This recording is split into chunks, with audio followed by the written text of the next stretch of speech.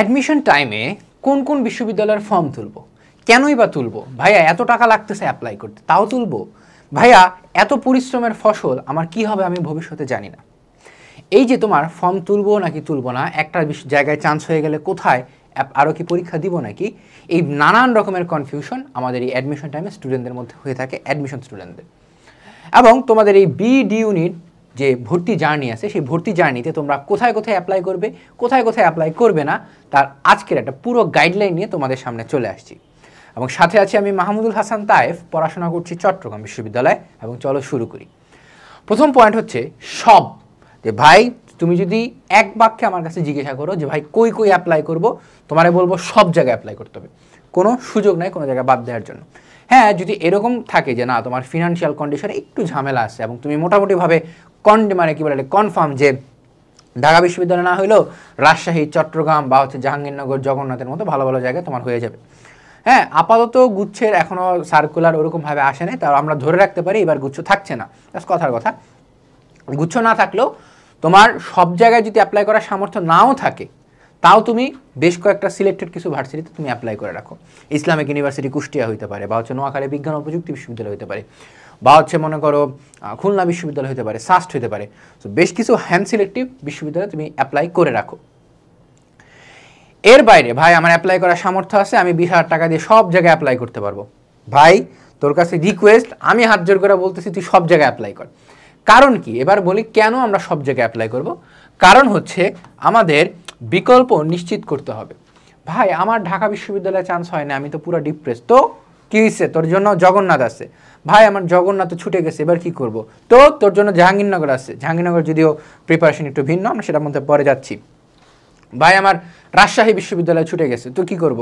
তো তোর জন্য চট্টগ্রাম বিশ্ববিদ্যালয় আছে। ভাই আমার চট্টগ্রাম ছুটে গেছে, তো কি করব? তো তোর জন্য ইসলামিক ইউনিভার্সিটি কুষ্টিয়া আছে। ভাই আমার কুষ্টিয়া ছুটে গেছে, নোয়াখালী ছুটে গেছে, টাঙ্গাইল বিশ্ববিদ্যালয়ের বাংলাদেশে অভাব নাই। ঠিক আছে, ভালো ভালো বিশ্ববিদ্যালয় সবগুলাই, এবং কোনটার মধ্যে তুমি পড়তে চাও সেটা তোমার একান্ত ব্যক্তিগত ইচ্ছা। এরপরে পরিকল্পনার স্বাধীনতা। পরিকল্পনার স্বাধীনতা কেন? তুমি যখন সবগুলো বিশ্ববিদ্যালয়ের প্রিপারেশন নিয়ে রাখছো, তখন তোমার মাথায় থাকবে যে না, আমার যদি ঢাকা বিশ্ববিদ্যালয় কেন্দ্রিক প্রিপারেশন আমি নিছি, আমার ঢাকা বিশ্ববিদ্যালয় এবার হয় নাই, তাহলে আমি আলটিমেটলি কি প্রশ্ন ব্যাংক পড়ার মাধ্যমে শুধুমাত্র চট্টগ্রাম বিশ্ববিদ্যালয়ে পরীক্ষা দিব, নাকি হচ্ছে আমি ইসলামিক ইউনিভার্সিটি কুষ্টিয়া বা সাস্টের মতো কঠিন প্রশ্নে যাব, বা হচ্ছে সব কিছু বাদ দিয়ে আমি জাহাঙ্গীরনগর ভিত্তিক প্রিপারেশন নেব? কারণ আমরা জানি সারা বাংলাদেশের প্রিপারেশন একরকম, আর হচ্ছে আমাদের মহামান্য জাহাঙ্গীরনগর বিশ্ববিদ্যালয়ের প্রিপারেশন কিন্তু আরেক রকম। বিশেষ করে বিডি ইউনিটের কথা আমি বলতেছি এই জায়গায়। সো বিডি ইউনিটে যেহেতু আমার জাহাঙ্গীরনগর একরকম প্রশ্ন করে, চট্টগ্রাম বিশ্ববিদ্যালয়ে তোমার আগের বছরের প্রশ্ন ব্যাংকগুলো পড়লেই হয়ে যাচ্ছে।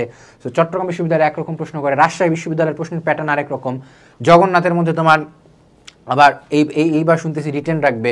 সো এত কিছুর মাঝখানে এত কিছু যখন বিভিন্ন গুচ্ছ ভাঙতেছে, ভাই গুচ্ছ থাকবে নাকি থাকবে না, এত কনফিউশনের মাঝখানে তুমি তোমার পরিকল্পনা নেওয়ার নিজের মতো করে একটা স্বাধীনতা পাবা, যে আমি কোন জায়গায় যাব, কোন জায়গায় যাব না।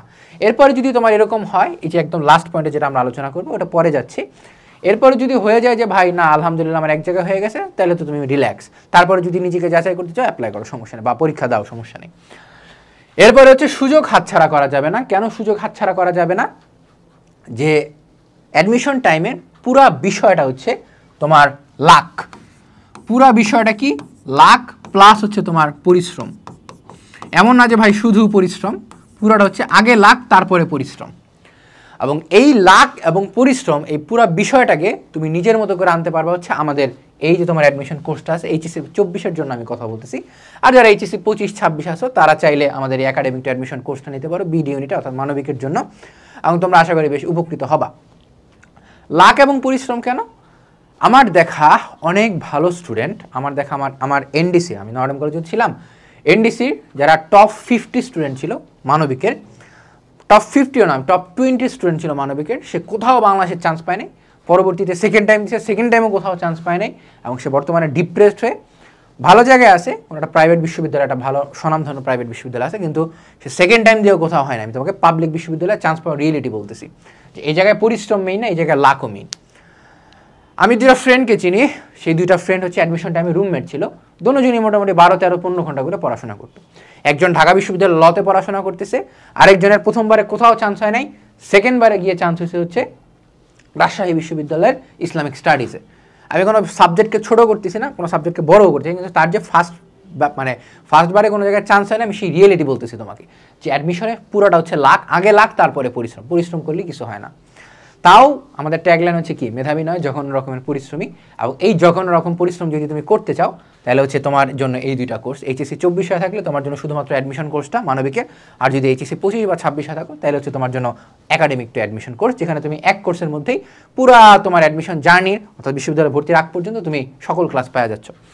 এরপরে ভাই আমার তো হয়ে গেছে একটা জায়গায়, আলহামদুলিল্লাহ আলহামদুলিল্লাহ আলহামদুলিল্লাহ, সেটা আমাদের জন্য খুব সুসংবাদ একটা, অর্থাৎ তোমার আশেপাশে সবাই, হ্যাঁ পরিবার পরিজন হচ্ছে তোমার বলতেছে যাক আলহামদুলিল্লাহ আলহামদুলিল্লাহ, তোমার বাবা মা খুশি, তোমার বাবা হচ্ছে তোমার এলাকার মধ্যে মিষ্টি বিলে দিচ্ছে।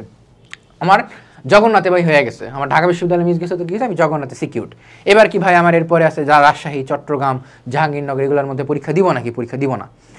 এমন যদি হয় যে তোমার পছন্দ মতো সাবজেক্ট চলে আসছে এবং সেই রকম পজিশন তুমি পেয়ে গেছো, মানে সাবজেক্টটা চলে আসে না সেই রকম পজিশন তুমি পেয়ে গেছো, যে টপ 100 200 300-র মধ্যে তুমি চলে আসছো, তাইলে হচ্ছে আমি বলবো বাবা মার টাকা নষ্ট না করে রিল্যাক্সে থাকো, চিল করো, মুভি দেখো, গান গাও, আড্ডাতে যাও, ঘুরতে যাও, ট্যুর যাও, যা মন চায় করো।